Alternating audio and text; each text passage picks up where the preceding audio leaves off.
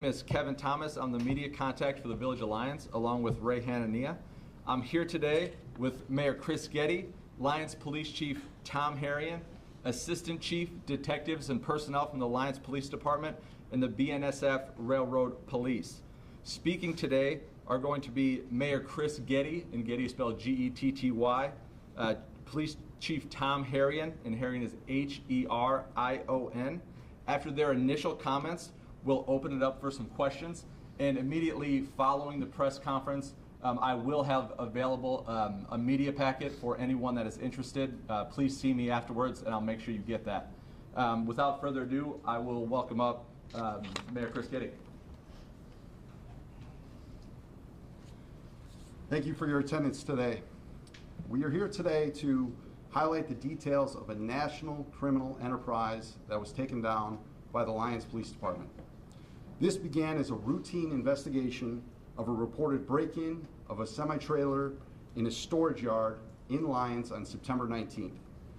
The attempted theft was investigated by the Lyons Police, and although nothing was taken, police remained vigilant and suspicious.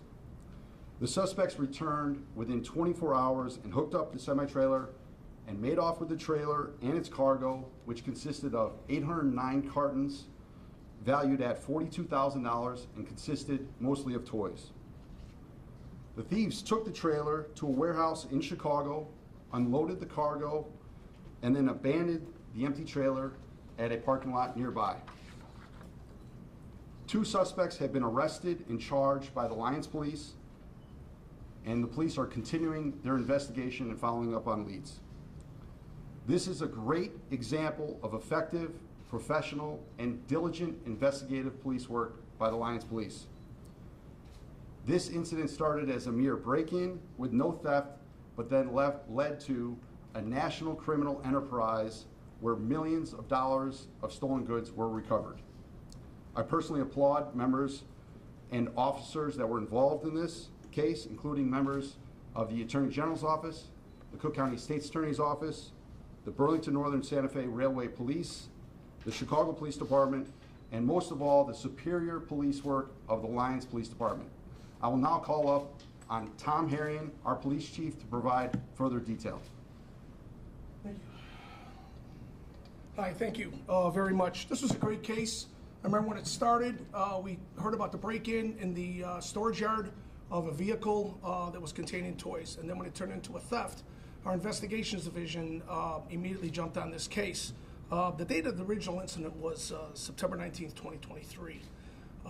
Again, where the truck was opened up, it was reported, and then we followed through on the investigation afterwards after the vehicle was stolen. The detectives coordinated with Travelers Insurance, the victim, and we were able to identify the location of 5420 West Roosevelt Road in Chicago where these items were taken. We then coordinated with property management, and were able to gain additional information through surveillance and just hours of watching activity at that location. We were able to identify multiple subjects who were unloading our merchandise, let alone the possibility of having additional merchandise inside this location. We coordinated with the Cook County State's Attorney's Office after obtaining enough probable cause for a search warrant. That search warrant was executed on October 6th. When the warrant was executed, we took 5 subjects into custody. 3 were subsequently released.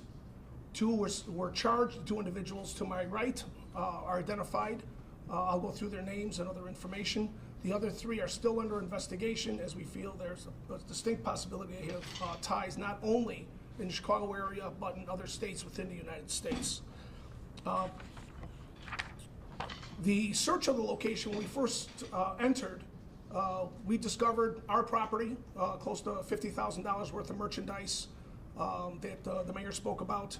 But also, we uncovered a very large, vast amount of boxes of Nike shoes, Adidas shoes, and as you can tell here, there's a lot of merchandise that's here that were coming from different cartage thefts that we did not know about. It was just other items that we were able to recover, including Apple products. I mean, these jeans here are worth $350 each, called purple jeans. Items that are coming from Supreme Clothing and Supreme Merchandise, which is a high-end merchandise organization which runs the Manhattan, New York, here in Chicago, watches, high-end luxury watches, international watches. And some of these shoes that are here, even for Nike and Adidas, were not even released yet. So these items are stolen from different states, brought to that address on Roosevelt Road in Chicago, and they were operating out of there selling individual shoes, but also repackaging and selling their merchandise to wholesalers. It was a very in-depth investigation involving what other states were involved, the BNSF Railroad. Some of these thefts were occurring on their property. Again, they were very aggressive in following through on this investigation and providing information not only to the Illinois Attorney General's office, but also working with the Lyons Police Department. We are currently coordinating with federal agencies because this is an interstate theft ring. So when you start looking at approximate value of close to $5 million in merchandise, I believe the Nike shoes were close to $3.5 million. Nike security personnel were present. I've coordinated with JB Hunt security personnel, Nike personnel, and also Adidas personnel. Nike said this was the biggest seizure of stolen merchandise they've had in the year 2023, and one of the biggest in history for Nike. So this was a massive gain for them, and we're currently working with the Cook County State's attorneys, federal government, and also the state of Illinois on further investigation. The two individuals who were arrested, Eric Luciano Batista, resides in Cicero and also has a residence in Chicago. He's 24 years of age. He was charged with burglary and possession of stolen property, both Class 2 felonies. The other individual, Edwin Aguirre Ramirez, resides in Cicero, 24 years of age. Neither one of them have significant criminal histories, but they do now. So we believe this organization has been going on for some time. There was some other rental facilities that they had that are now been emptied prior to us being able to gain entry to them. So they're well aware of the police involvement in this situation, and it was a massive plus for private enterprise, private corporations, law enforcement at the state and local level and the railroad level to uncover a ring of this magnitude, and it was a plus for everyone. This goes on across the United States, and we're lucky enough to get this location.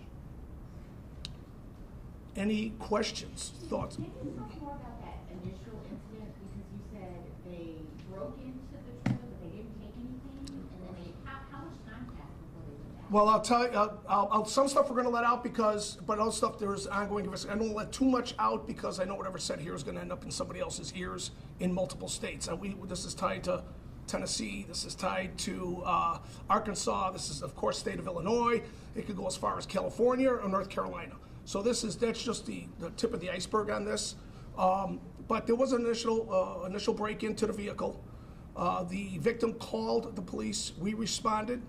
The police officer took the report. He's standing here today, did an outstanding job, which led to further investigation, where we took good photos, and we were able to verify those photos at the location at 5420 West Roosevelt to determine enough probable cause for us through surveillance to be able to get a search warrant on that. Now later that morning, that item was stolen.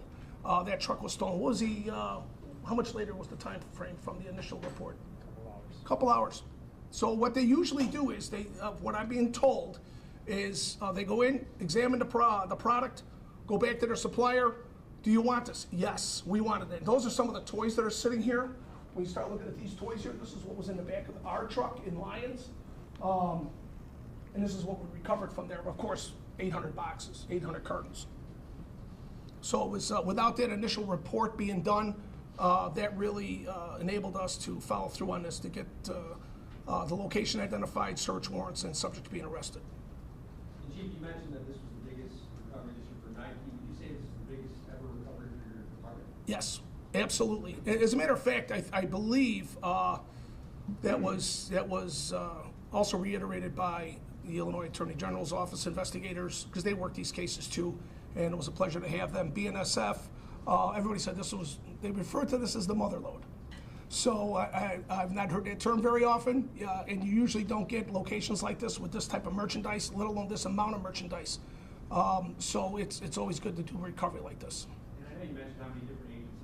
involved in this, but when you talk about a month for coming in and finding all this, how relieving is that for you and to see the success of your program? Well, the key is we leave no stone unturned here. And we get a crime, we do everything we possibly can to resolve that problem as fast as possible, because our goal is safety of victims, the protection of our residents, and the recovery of property. And we did all three. Everything worked out exceptionally well. And but again, you know, you're looking at, like I mentioned, private insurance companies working with us, property management working with us, Nike Security, JB Hunt working with us, Adidas working with us, everybody getting involved to be able to tie these loads and these stolen merchandise to different locations throughout the United States, which again, that brings in the federal government because of the interstate trafficking. And that's, we know how they're transporting it, we know how some of the items were transported, and we know how some of them were shipped here.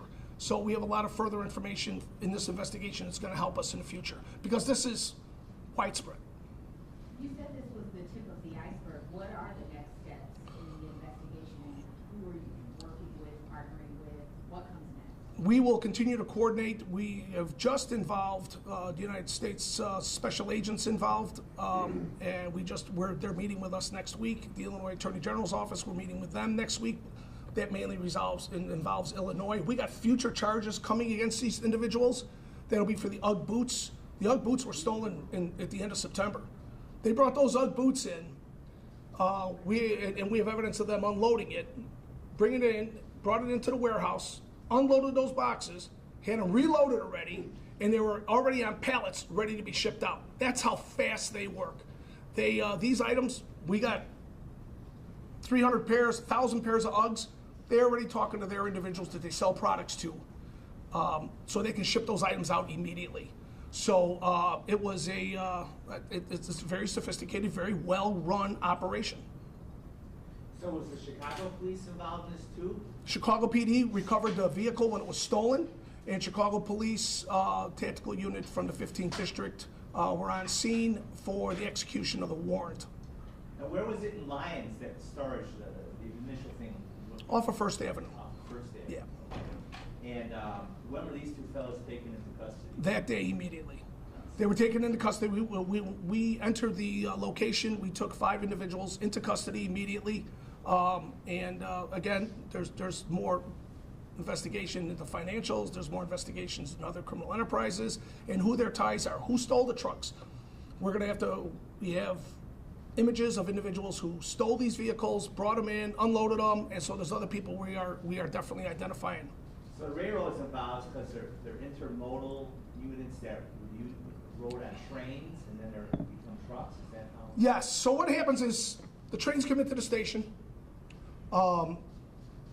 If they're in cartons, they're unloaded, put out the chassis, and they're put into a separate yard. The cabs would come in, hook up to them. Maybe they have inside information, not from the railroad, but from the shippers or anybody. We don't know that yet. That's what we're kind of looking for. But they were able to hook up to these trailers, take them right off the premises, and take them to a location that was either in their state where they would unload it and then mail these packages to Chicago, to this location, or if it was a Chicago theft, they would drive right to the location. They would just go into a yard, hook up a trailer, and go. It's all over the U.S. You have this is one case with up to 5 million. I guarantee you, from what I'm hearing, this is an epidemic throughout the United States. And you know, you think about it, just the financial impact of what happens. Insurance companies have to pay out, transporters have to pay out, logistics have to pay out. So who's going to end up paying that at the end? It's going to be me. It's going to be you.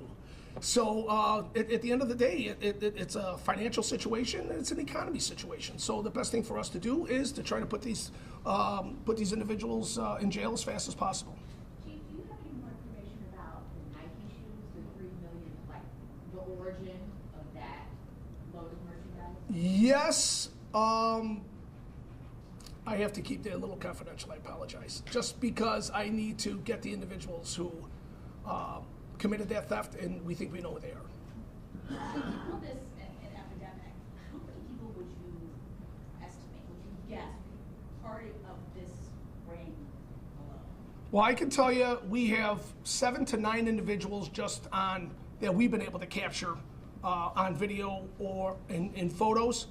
But the epidemic is massive seizures in LA, massive seizures in Tennessee, this is going on in rail yards across the United States. And and there's a lot of cargo that's coming in and out. It's great to have BNSF Railroad, Assistant Chief Gina Hunter here, because they work very well with us, and they work very well with law enforcement, not only state, but also federal. So they are extremely participatory. Union Pacific Railroad was also out there. Evidently some shipments were taken from them. I have phone calls in today that Dick's Sporting Goods is looking for stolen merchandise. This is going, like I say, this is branching out every day. It gets a little bit bigger. And Chief, you mentioned just how extensive this whole thing is. What can these companies do, logistics companies, cargo companies, to do this testing? Well, what I would do is I'd put GPS in every vehicle. And when that item's stolen, track it where it's going, get it where it's going to be, and that would be the easiest way to do it. You can track a car anywhere. I'm thinking of carjackings, the different things that occur and how we follow cars. Cars have GPSs. Where was the car stolen from? Where is it at? Where is it progressing? What neighborhood is it going to? You can do the same thing with these cargo companies, with these corporations that are shipping these items out. Put GPSs in these things. It makes it very, very easy to track these loads, where they're going, to contact law enforcement, and you can do a case just like this. Chief, could you talk about the retailers that actually bought the stuff and how it got dispersed?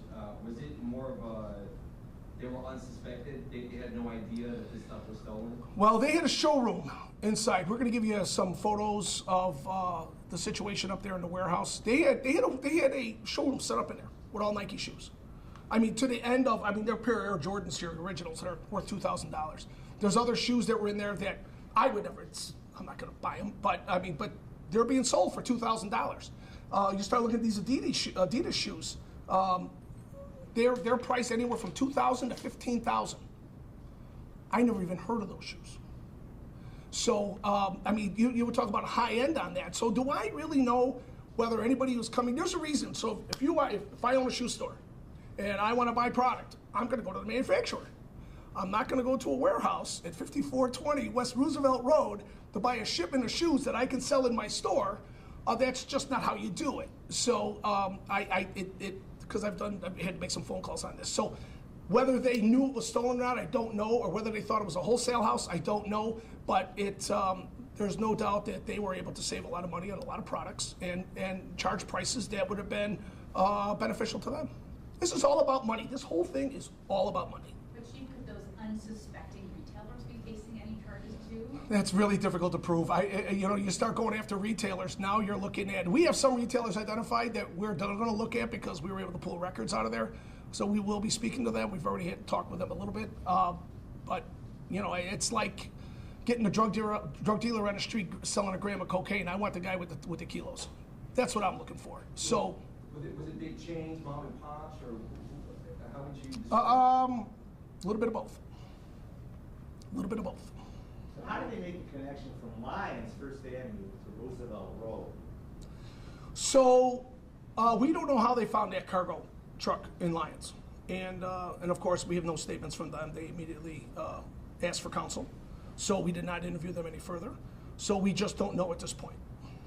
How did you guys get to Roosevelt? I wish I could tell you, but I can't. So. And what is that area off of Lyons, off of First Avenue where the truck was?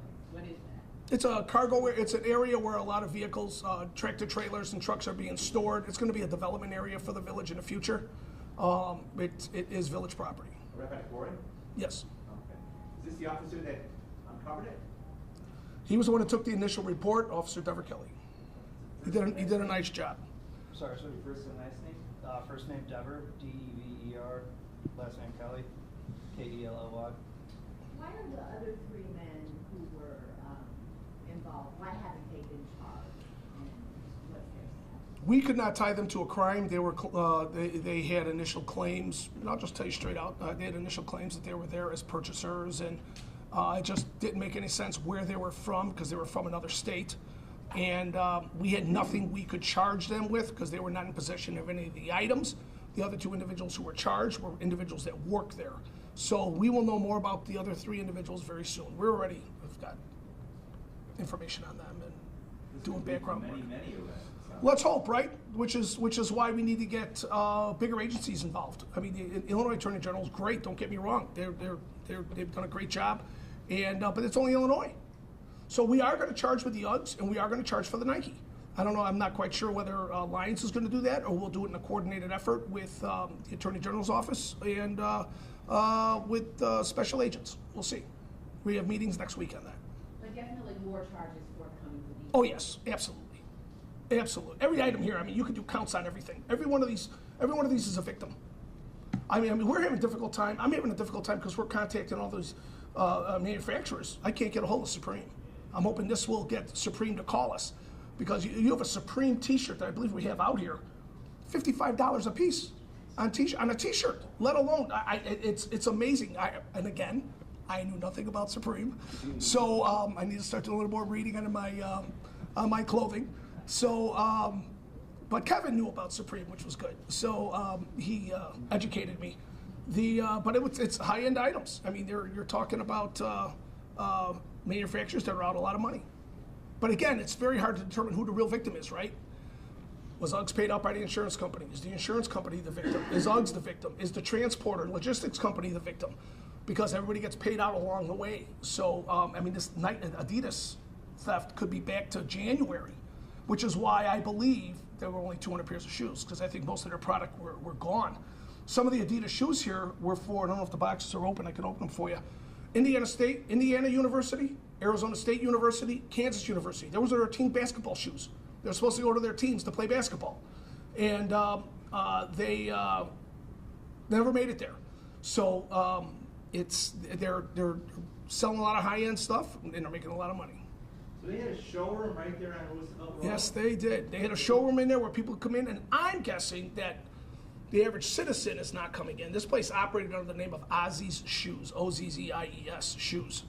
And they did do some social media sales, but I think that was a showroom for people who wanted to come in and buy. What do you want to buy? This is what we have. And it was pick what you want, and we'll ship it to you.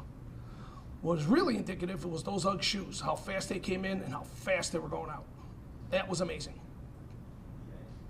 Does that mean court appearances are still pending? Court appearances are pending, yes. I'm not sure what the bond was. I believe they were probably released just based on the bond requirements on the Safety Act. I'm guessing that they were released immediately.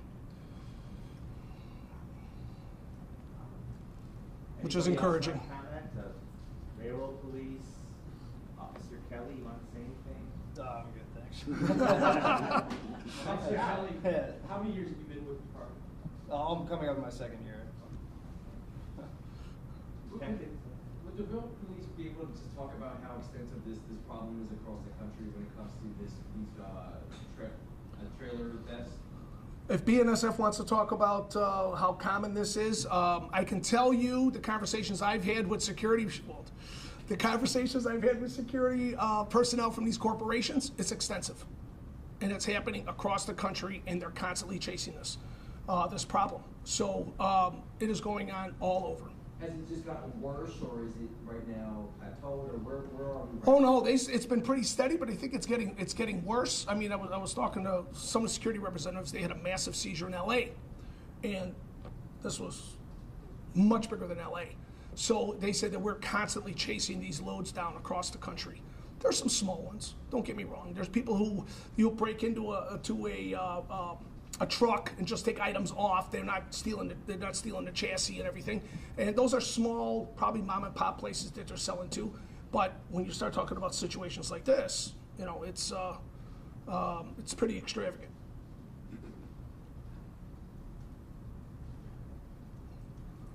Thoughts, questions, concerns? Thanks, Chief.